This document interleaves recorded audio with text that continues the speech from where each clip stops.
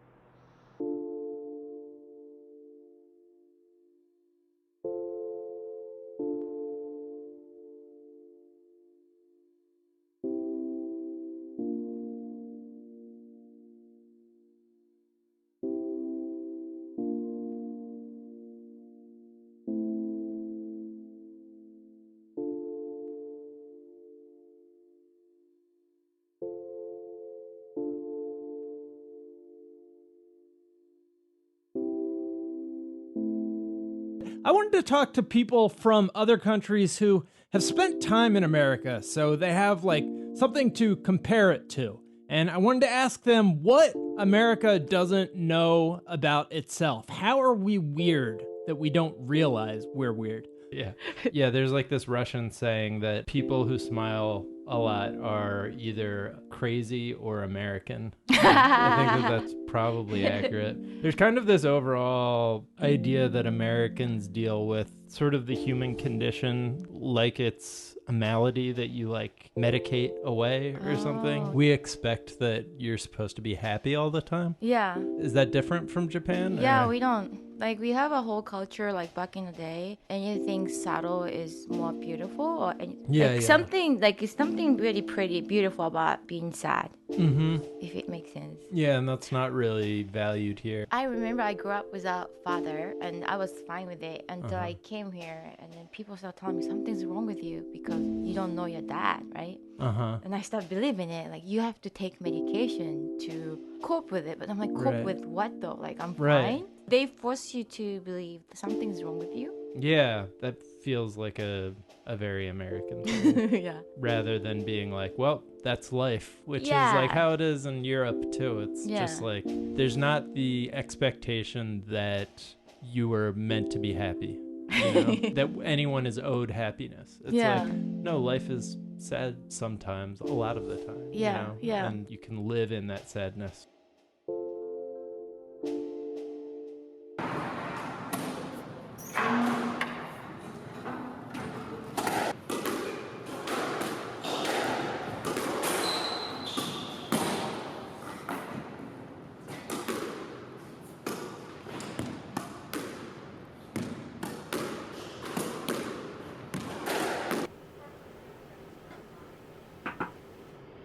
You wanted to see me, boss? Yeah, come on in. Sit down. Yeah, that's fine. What do you need? I just want to chat about some things. You've been here about 2 months, right? Yeah, I guess that's right. Yeah. And did you volunteer here before you started full time? No, my coach told me to apply. Got it. Now, what do you think I'm going to say here? Look, here's the deal. You're here because you're good at squash, right? Yeah. But I just can't have you teaching these kids the game. We're here for a bigger purpose. We've got to be working on getting these kids, into college. They're not going to play pro. We're looking to get them into college and into a better environment. Some of these kids don't even like the game that much. They're here because their parents drop them off in the afternoon, and they're just killing time. We want to make sure they're doing well and getting educated in this buggered-ass school system. You following any of this? Yeah, I get it. I mean, educate the kids, make sure they have time for sports, and make sure they can excel at squash. That's all well and good.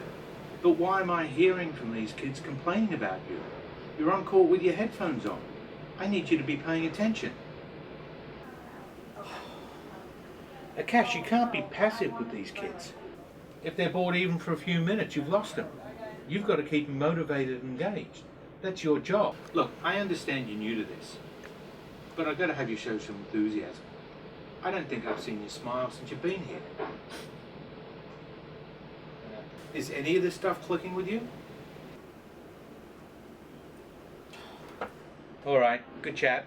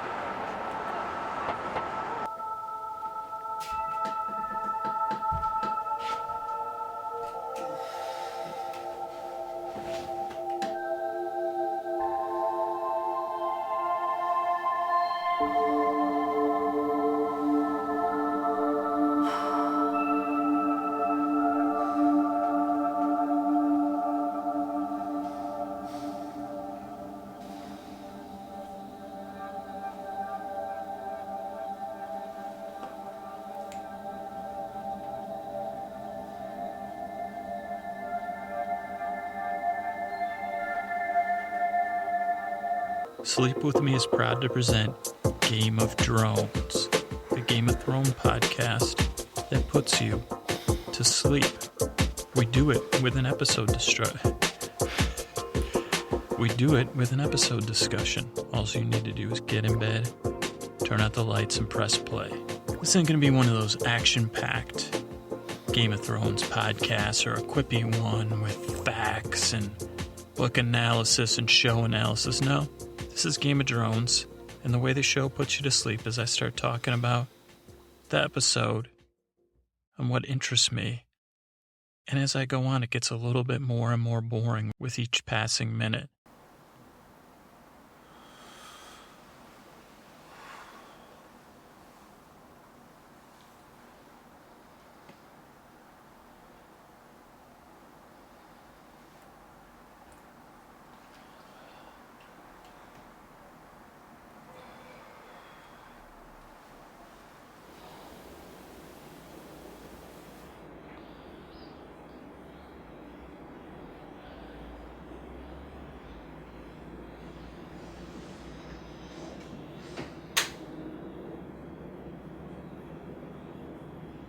Hi, is this Declan? Yeah, I'm calling about the mic you posted on Craigslist, and I was wondering if I could come pick it up soon. Perfect. All right. See you soon. Thank you. Bye. On this episode, we're going to be talking about something else. Something that, frankly, I'm a little surprised we haven't discussed yet. What it is we actually do around here. I mean, everyone knows we make podcasts. But for all the information we've revealed about ourselves over the last year, we haven't talked nearly at all about how we actually make our core product, podcasts, like the one you're listening to right now. And how we make our podcasts, it goes deep into the essence of who we are as a company. And today, we're going to tell you how we do it. We're going to break the cardinal rule of business, never reveal your secrets. We're going to go through the entire process we took to create Gimlet's newest podcast. We just started having these 3-4 hour long conversations that were fascinating and very exciting. So one day I was just sitting with McKay and I said, I mean, this must be something uttered by millions of people these days, and seems like a terrible thing to advise other people to utter. Hey, when we talk, it's so interesting. This should be a podcast. The idea for the podcast, conversations about something you think would be boring, but that turn out to be fascinating, that help you see the world as a more exciting and magical place. This podcast right here, I'm reading these words more or less from a script that I've written. And that's one way that we do things a lot. We'll actually script out what we're going to say, and then we'll say it. But Adam Davidson wanted his podcast to sound a little bit different. And he and I sat in the studio and talked about why. You and I together ran Planet Money, as Yes. you may remember. I do remember. You do remember. We sat right next to each other. I was the guy who talked very loudly on the phone right next to you. I remember that. Like you and I, when we did the giant pool of money, or when we were... This whole interaction is scripted right now. Right. We're reading right from pieces of paper It's right a now. very bad script, I have to say. Like, now that I'm reading it, it's... So I just think that to me, like, I started getting excited about having a podcast that was kind of a somewhat of a middle ground. I mean, Mystery Show or This American Life or Radio Lab, like, which I love, all of those are, you know, so beautifully produced and written and structured that, like, there's just not a second that isn't there deliberately. Like, it's, you know, and I love that as a listener, but I also like things that are looser sometimes. And I felt like I wanted the aesthetics of this to be a bit looser, to feel like there's a little feeling of chaos, a little feeling of like stumbling, and a little feeling of like spontaneity and accidental passion and all that stuff. But I also wanted it to be like good and like worth 20 minutes or whatever it is of a listener's time. What is next? Loneliness and late nights. The next step is you come back to the office and you basically sit in a dark room for 2 days and you just try to cut it all together. You try to take all the bits that work the best and cut out all the parts where Adam Davidson stumbles, all the jokes that didn't work, lay it all up the way you want it to sound. And then once that's been done, you get to the next step. And we're all about to listen to a first draft of another episode of the Davidson McKay podcast, an episode about the band Chumbawamba. And this is an episode, Caitlin, that you put together. How are you feeling at this moment? Petrified. I know, right? I mean, this is literally like the ultimate judgment. You're sitting in the room and you know that everyone is just about to weigh in on what you've made and say what they like about it, what they don't like about it, and you're just kind of praying for any moment of positive reaction, like the hint of a smile or the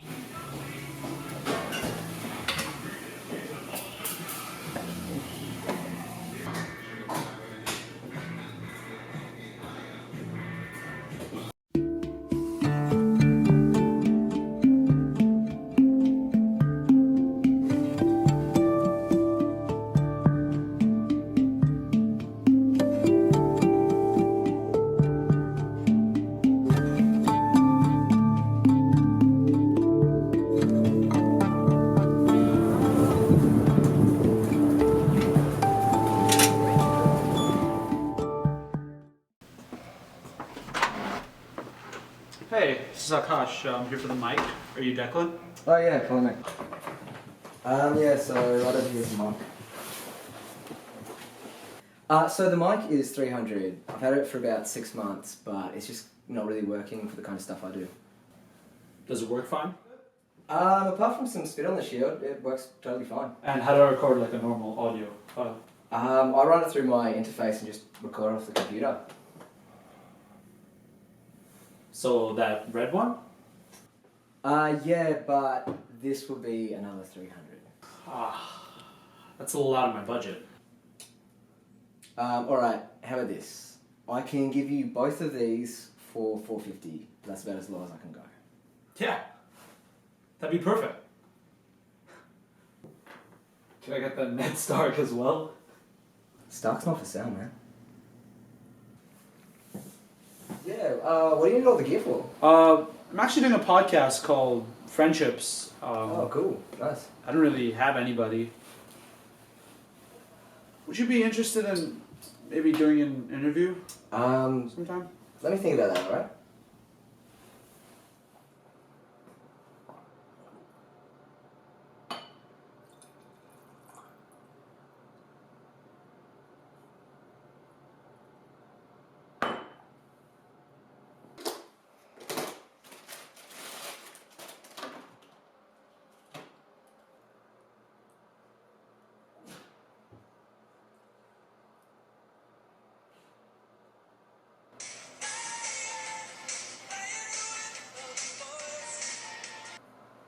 Hello?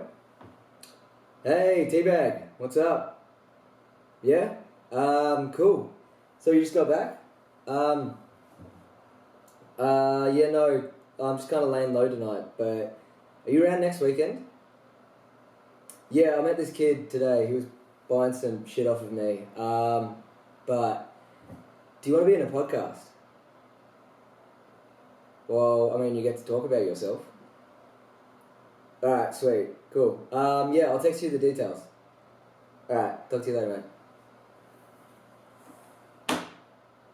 I'm Akash Joshi, and you're listening to Friendships, a show about the importance of friends and the stories about best friends. I'm here today with Tristan DeFontenay and Declan Jenkins. Let's get started. So how long have you two been friends? We met each other in 2008, so... Yeah.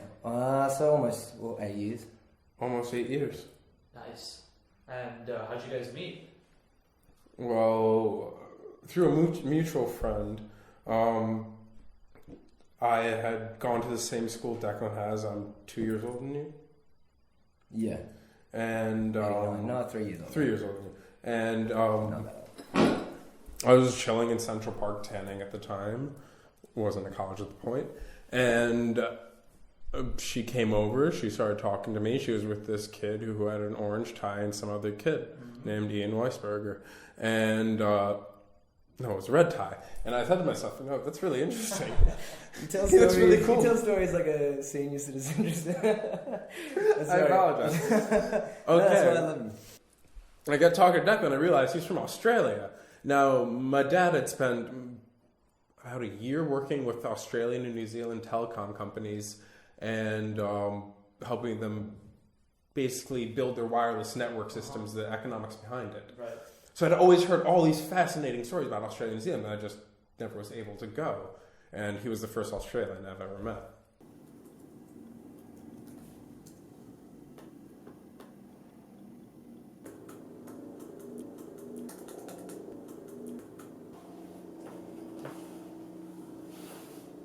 Hey Declan, what's up?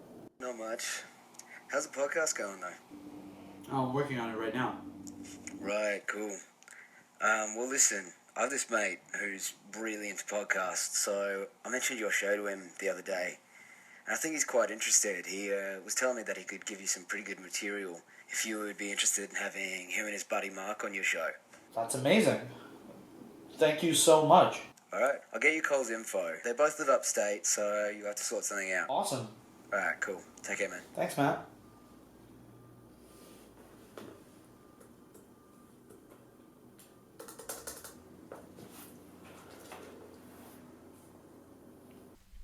And when did you guys think you became best friends?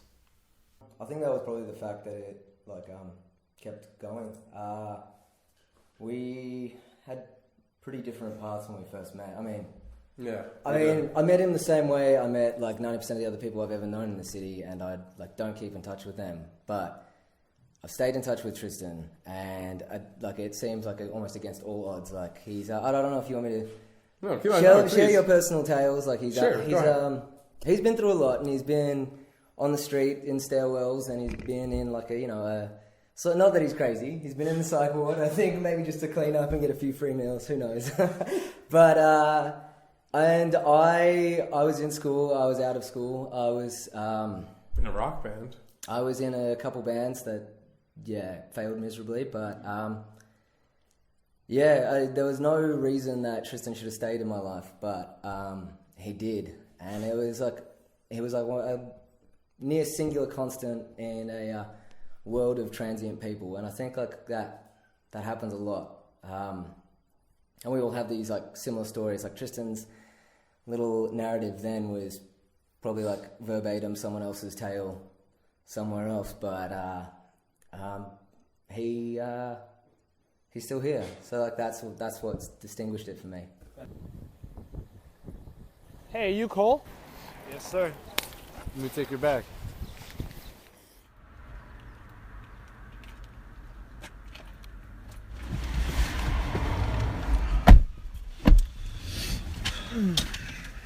So, I know it's a bit cold, but There's this waterfall I'm gonna check out in Rosendale. Cool. Is Mark meeting us there? Mark and I had a bit of a falling out. That sucks. Why didn't you mention it before?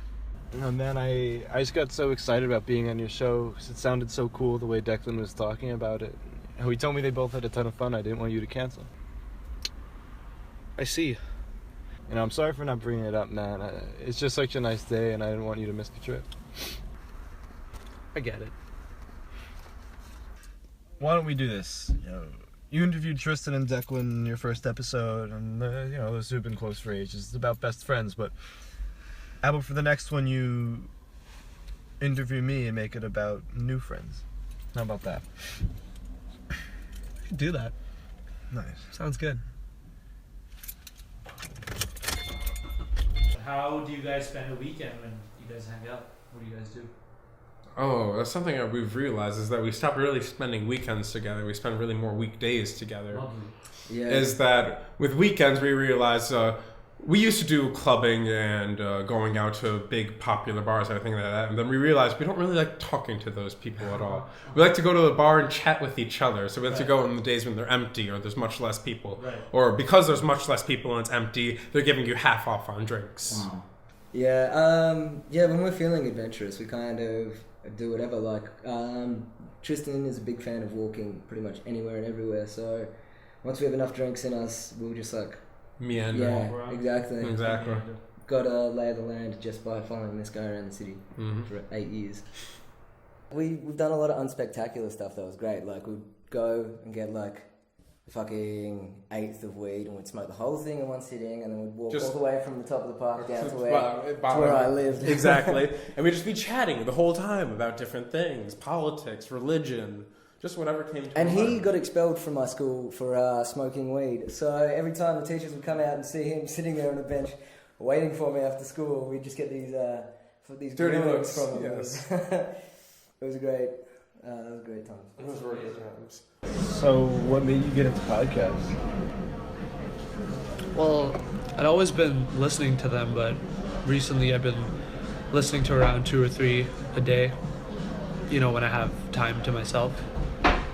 And I wanted to contribute. Why the sudden uptake? I don't know, I kind of stopped talking to people. My dog died a couple of weeks ago, and it just kind of been throwing me off. You're turtling. On what? You're turtling. You're going into your shell. Podcasts are easy. They're like your friends, except you don't have to talk back. A couple of years ago, I moved up here to do landscaping, and the guys I was hanging out with, they were just kind of jerks and a little too simple for me. So I was listening to this one football podcast, and it was your typical sports yelling podcast, but it was funny, and the guys had a good dynamic. But after a few months, I realized I felt a lot closer to them than I did anyone up here, and I really didn't like that. Podcasts are great, but they're no substitute.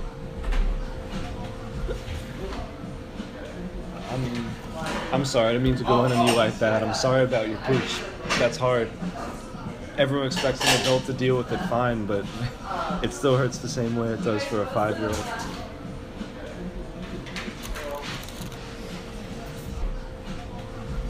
If you could describe the dynamic of your friendship, what would it be like? He's my therapist. Wow. Yeah, I would say he's like my... He's my best friend, he's my therapist. If I'm going through any crazy moment, the first person I call is Declan. He's the only person I've ever had a comfortable conversation on the phone with over 5 minutes. I generally don't like talking on the phone. Mm-hmm. He would be the first person I would consider to be my SO. Like over anyone I'm having sex with, it's Tristan is like that weird person who's buried his way into my way of thinking. That's great to hear. And why do you think this friendship is important? Well, for me, it keeps my sanity. I know that. Being raised as an only child, because both of my half-brothers are way older than me, I was always at home alone whenever I'd get, board games from friends for birthday parties. It's not easy playing by yourself. I was brought up with that mentality that I really needed friends and stuff like that. I had lots in grammar school. High school, I realized that there was too much drama, too much bullshit that was attached to this. And so I made a promise to myself that no, I'd find a friend outside of school that would see me for wanting to see me, not because they're forced to see me every day. And that was Declan for me. He wanted to see me, even though he wasn't forced to see me. Friendship became more important around about the time there was a major shift in your family life, and there was followed by like a shift in my romantic exactly. life. Yeah. I don't mind it. Don't know if you mind. His father died. What year was that? That would have been 2011. And that was around the end of my, at the time, longest romantic relationship. And we were like both take it your own state. kind of like aimless and pretty lonely for like one reason or another. And I think we were avoiding any like real responsibility and like definitely avoiding any responsibility. Exactly. Just trying to, I guess, not even live, just survive. Right. It's important because we were there, like, you know, when we both needed someone. And I mean, I don't know if that was out of like a lack of option or desperation or whatever it was, but like I think we were both, like you said, genuinely happy to help the other through whatever was happening. And it was like a net, a shield, or whatever you want, like to stop it all, just like slipping between the cracks. I don't want to say it was a crutch, but like it made me realize like how much I needed someone in my life. Can't really get a lot of friendships like that. Hey Akash. Yeah? You want to hang out sometime? Maybe next time I go to the city we could grab a drink, talk some podcasts. Yeah, that'd be great.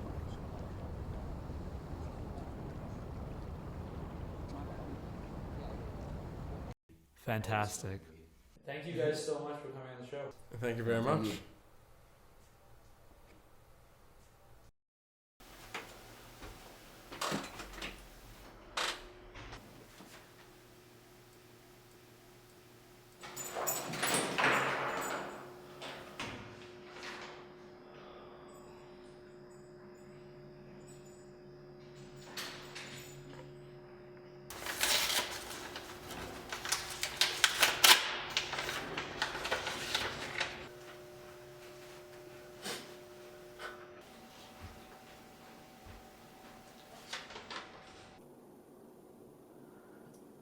Hey Cole, it's Akash. Did you send me a dog?